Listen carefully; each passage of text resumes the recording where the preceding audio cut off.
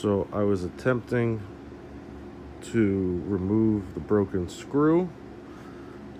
I actually have the broken tap in there as well. It broke off. I do not have a drill press, and after my first video that I did of trying to remove it, I am unable to drill the screw head out or drill a hole through it with a hand drill.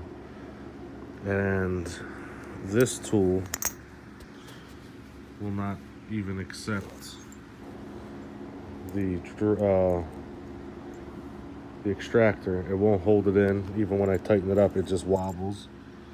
I tried to remove it with an alternative way, with just using a pair of needle nose pliers, just to try to remove it, to say I did.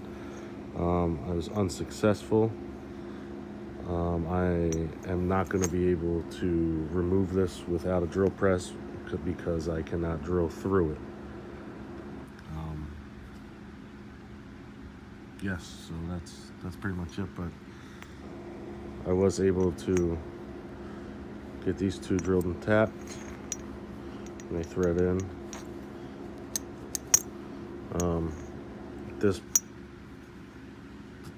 The actual tap broke off while I was hand drilling.